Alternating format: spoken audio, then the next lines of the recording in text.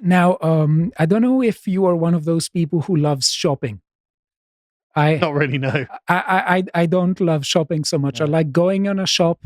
My eyes instantly go on the thing I want Yeah. to buy. I buy it and then I leave. I don't like shopping therapy or something. Yeah. For me, shopping is a mission, right? Yes, It's like exactly. I need to get X, so I go to the shop, and if it doesn't have it, I'm annoyed, and then I have to go somewhere else. And like I just want it to be and this is honestly why I use Amazon for stuff, because like it's just the easiest thing in the world. I'll just get the first one that's got 5 stars, or the highest rating.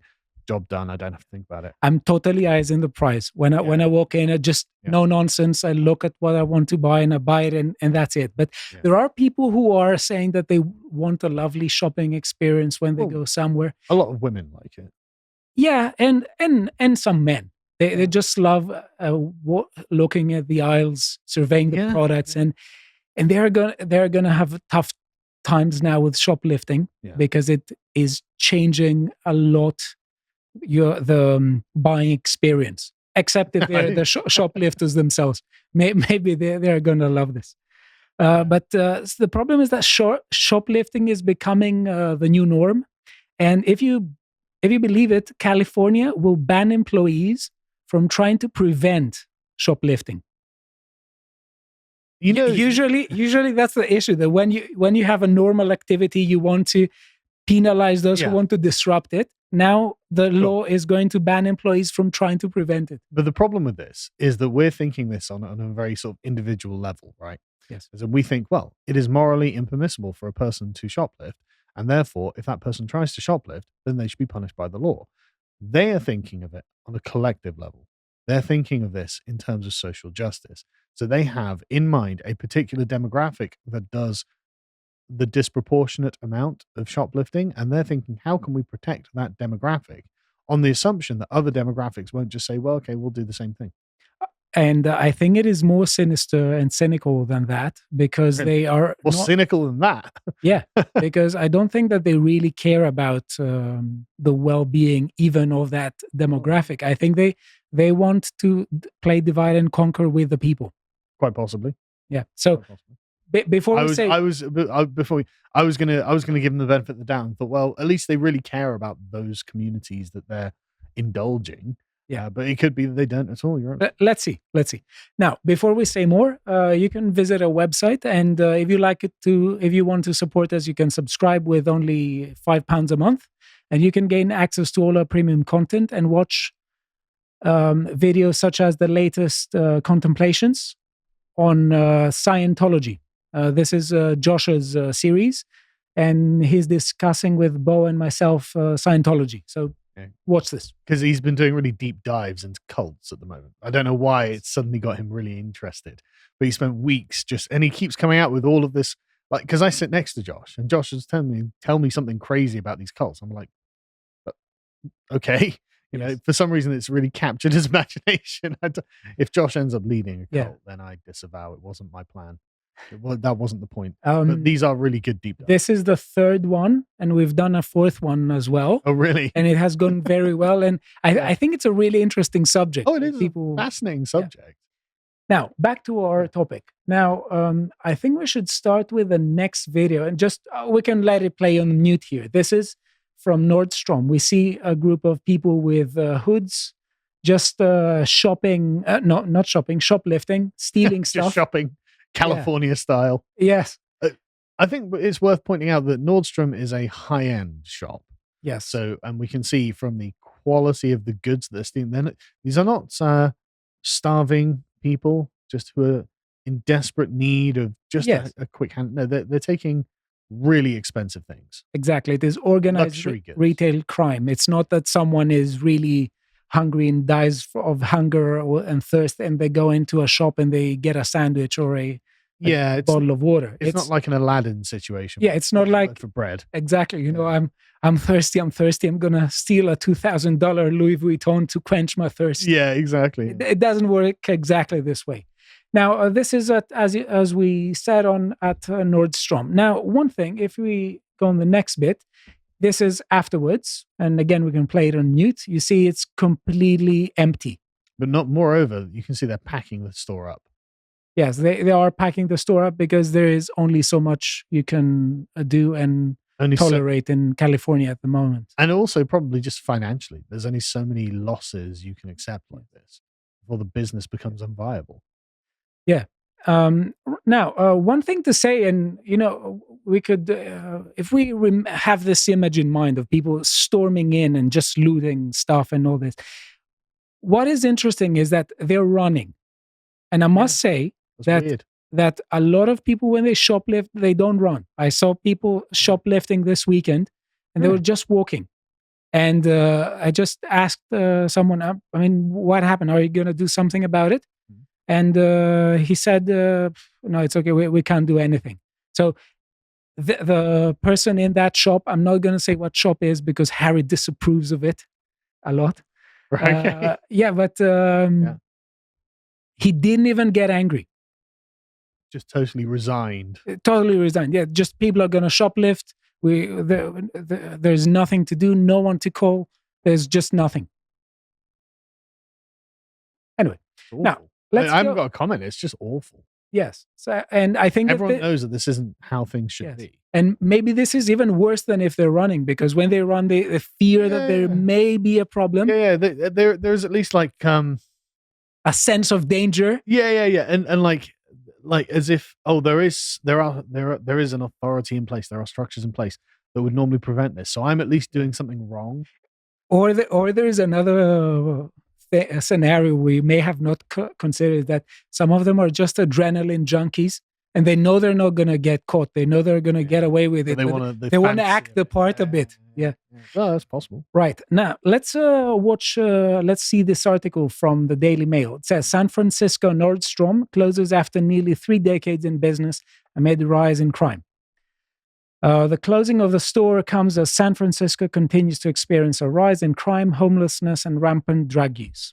And we say here, we can have, it says, video shows flagship Nordstrom store almost completely barren as the store closes after nearly 3 decades in business. The department store, located in downtown San Francisco center, closed Sunday amid rise in crime, homelessness, and public drug use. So just the thing here, like I really think it's important that the people running San Francisco Yes. are aware that their city is losing prestige, right? It's one thing where it's like, look, the pharmacy is closing, or like the local corner shop is closing because for some reason it is a certain demographic is essentially allowed to just flout all the rules of society and form social media mobs that go and loot, gang loot places. But it's another thing when it's like again, massive and stylish, prestigious companies that sell high-end goods that were the draw to the sort of beautiful women. Oh, I'd like to live in San Francisco because look at all the quality of life they have there, which of course draws successful men. And so this is a kind of thing, a kind of pyramid that's all built up together. When you start taking major blocks out of that pyramid, well, it renders the whole thing a lot more unsound. And we've covered this many times, how San Francisco has a massive budget shortage. It's got unbelievable amounts of office space. The streets are obviously disgusting. Why would I want to live there? That's a very big question. And I just ask myself this question every time I see Gavin Newsom, who is the governor of California, speaking in triumphant style. Yeah, it's so weird. Yes. And okay, this guy, he's talking like that. And what is he governing? Is he governing the Elysium Fields or something? Yeah. It's not exactly the Elysium Fields. I'm surprised here they haven't stolen the mannequins. They'll just say, well, they're not worth anything, are they? They don't look cool. Yeah. No, maybe they want it as bait. They say, bring some more clothes so we can steal them again. Let me just scroll down here a bit because I want to show you some stuff. You see here Nordstrom being completely empty. Maybe, it's people are leaving, but also things have been stolen. It's the hollowing out of civilization because of decline in standards. Yeah, it seems like a post-apocalyptic scenery. Yeah. This is like zombie apocalypse. Exactly. And everyone's gone. Everything's gone. We will have more zombie-like stuff towards the end of the segment. Now, just let's see the San Francisco crisis by numbers. They say here it's compared to pre-COVID levels, worst case estimate, and they say, for instance, 5-year budget deficit minus $1.3 billion. Downtown footfall minus 65%. So people that just don't want to walk there anymore for obvious reasons. First of all, it's not safe. It's disgusting. Yes, there are a lot of fentanyl users. We'll talk about it. But also, if nearly 100 like major stores have closed, what are you going down there for? Like, it's normally like it's like Oxford Street in London. You go there 'cause this is where all of the big, fancy, prestigious stores are. You might go in there and spend some money and blah blah blah. But you'd walk around there because there's stuff there. But if all the stuff's gone and the streets are covered in human feces and drug addicts are all over the place and could well attack you, well, of course I'm not going to walk down there. Yes, and let me just say, I think that this is a really important point to raise against those people who constantly talk about social justice. When they just constantly speak as if entrepreneurship is something demonical. That you're always justified to raise taxes, tax people who engage in entrepreneurship in order to take money from them and give them into other people in order to secure the outcomes that a social planner has thought in his or her mind that are going to be the ideal and just outcomes. But the point is that if we just be commonsensical for a moment and forget social justice stuff, if possible, if we could for just a minute, governors of California, mayors of all the cities, all of the lower level politicians, councillors and whatnot, just use common sense for 5 seconds. This is, elementary Hobbes. He says, where the fruit of your labor is not secure, industry doesn't thrive. And we see this here. Perhaps they should read some Hobbes. It's not like you needed a great philosopher to explain that to you. Exactly. Anyone knows. Who is going to insure a company that is based on a place that is constantly raided and looted? Well, who not even insure? Like if you're an entrepreneur and you say, right, I need $20,000 as a loan, set up a business that's going to be great. I've got a great idea. And you go to the bank and you say, look, I just want to set up this. And the bank's like, oh my God, that's an amazing business. Right, okay, well, where are you going to get property? And they're like, San Francisco. But no. What? Why? Why do it there? Why not do it in Texas or something? So it says more than 95 stores have closed. Office vacancies 31%. Public transport use has been decreased by 65%, as well as downtown footfall that we said. And property tax revenue minus 196 million. And as you can guess, a lot of the property around has lost a lot of its value. This is an economic bomb. Yeah. I don't see why Gavin Newsom is so happy when he's constantly talking about his office, his administration. Well, I talked about this with Harry the other day. There's a guy who set up a doom spiral tour or something, where it's just come and see all the worst places in San Francisco. Yeah. Here we have San Francisco's major closures and departures. We have just to think, this is mad. Actually, Abercrombie and Fitch, Banana Republic, like Hilton. Yeah. You also have Omega, which is James Bond's watches. Oh yeah. Like, again, it's the high end stuff. Yeah. Also, Banana Republic. Yeah. But that's like a fashion brand. Yes. But these are all the high end brands that made your city desirable, like that made some the posh kids want to go to San Francisco to spend their dad's money. Yeah, Ray-Ban. They'd be spending daddy's money in all of these shops. Amazon is leaving as well. Yeah. But this is where the high end people used to go. Yes, this is what you get when you don't listen to common sense and you just say that, well, listen, law enforcement is important for any community because in any community there are people who don't respect the law. And how long do they expect this social justice to persist for? So let's assume that a certain demographic of the San Francisco community who previously did not have access to high-end Nordstrom clothing now have, at least some of them have this. How long is it going to last for? Are they going to take care of these things? Are they going to pass them down as heirlooms to their children? No. They're going eventually in like 5 years' time, they're going to be like, okay, that's not fit to wear anymore. I can't go and buy another one. I can't even go and loot another one. So have you really brought about social justice? Maybe in their mind, but I don't think that what they have as social justice in the No, but mind even if makes sense. even Yes. if this is what they themselves can characterize as social justice, it's such short-sighted foolishness. Yes. This is not going to last. There's another local luxury furnisher, Gumps, and in early August this year, John Chachas, he wrote a letter to Gavin Newsom, and we have it here. It says, an open letter to Governor Newsom. He says, Gumps has been a San Francisco icon for more than 165 years. Today, as we prepare for our 166th holiday season at 250 Post Street, we fear this may be our last because of the profound erosion of this city's current conditions. San Francisco now suffers from tyranny of the minority behavior and actions of the few that jeopardize the livelihood of the many. And he says many other stuff. But he says here, San Franciscans deserve better than the current condition of their city. And this is exactly what social justice is. It is to find the marginalized minority, who are often marginalized for reasons, and just elevate them above the majority. And so the majority of people now have to carry this minority on their shoulders as a burden. Now, let's watch the next clip, because there have been some people who have died within while trying to stop shoplifting. Really? Yes, let's watch the next video. Yep. I'm not getting any sound on this.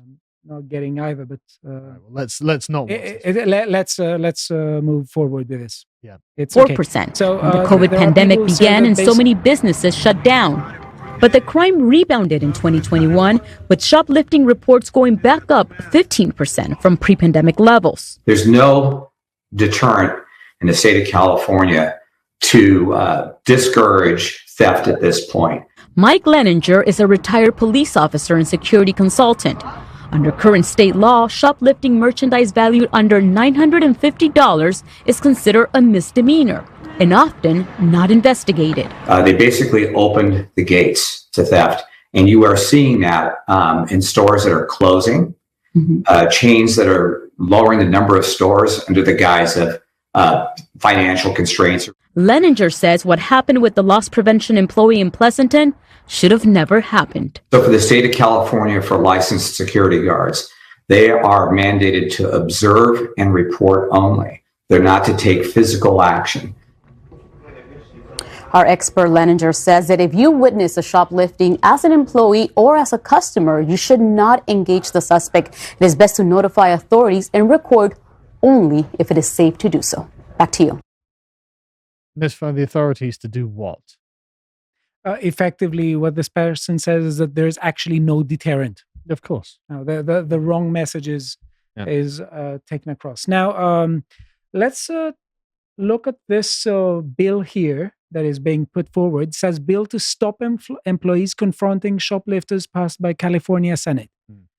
It says here, lawmakers in California are hoping to push through controversial legislation that would ban retail staff from stopping thieves stealing from their stores. So they're going to make it legally actionable if you try and interfere with the theft. Yes, and they say that this is what they're doing in order to protect the employees. This is a half truth to protect the criminals. Yeah, I think this is a half truth, but it's if we bear the context in mind, it is actually just cope. It's pure nonsense, because it's a lie. I can definitely understand someone who says, "Well, I mean, I have a normal job, and I don't work here in order to die." Yeah. But on the other hand, I think that this makes mobs even more afraid, because there's a kind of symbolic status here, because I mean it is weird when your state bans you from doing something. There's almost an element of insult. Yeah. That if you're doing this, I think that you should be prevented from doing this, and you will be punished for doing this. The question is, who is protected by the law? Yes. And it's not the people doing their jobs. Yes. It's not the property owners themselves. It's literally the criminals. Yes. And now let's say one thing here, because I have this article here for people who are a bit more interested to reading it. California's proposed shoplifting law would be a disaster. No kidding. Yeah. And let's focus a bit on the problem that is in California. So it's called Proposition 47. Right. And it reduces the penalty for thieving under goods of value under $950. Yeah. $50. It's been on the table for a while now. It has been since 2014. Yeah. And I have a video that we can watch in a bit that show where one of the persons who co-signed the bill is talking about it. And I want to show the incredible short-sightedness that was involved in that in the signing of that bill. But yeah, let's go and watch it. Now, Chief Lansdowne, you co-authored this proposition with San Francisco District Attorney George Gascon to reduce penalties for non-violent crimes, felons specifically, to misdemeanors. What kind of crimes are we talking about? What we're talking about is petty theft, it's personal possession of small amounts of drugs, it's writing a bad check, all under $950. It's embezzlement of writing false checks, some ID theft. It's really treating misdemeanors for what they are. But right now, some of those are felons, like the check writing. Those in favor of felonies, I should say, those in favor of Prop 47 say that it'll actually improve public safety and it'll save taxpayers hundreds of millions of dollars. How so? Well, I can tell you the prison system's broken. The federal government had to come in and do realignment because public safety couldn't fix it. It clearly is going to reduce the numbers of people in prison. There's about 10,000 that are in their last 3 years that it would affect. And the money saved, anywhere from $100 million to $250 million a year, goes into three things. One is mental health and drug prevention. That's 65%. 25% goes to school, to keep kids in school. If kids graduate from school, the propensity to be involved in crime is lessened considerably, or 10% of it goes to victims of crime. So that's the public safety aspect that's addressing that spending on that, because it seems counterintuitive to say that, hey, we're going to reduce these felonies to misdemeanors, but it's going to improve public safety. Well, they still get sanctions. They still go to local jails, and the studies clearly show that in the local jails they get far better service. 50% of the people in prison today are suffering from mental illness. It starts to address that before they get to prison. So they did it for public safety. Yeah. And they say that basically that they are going to take what they saw was the following. What he says is that the prison system is broken. It's costly.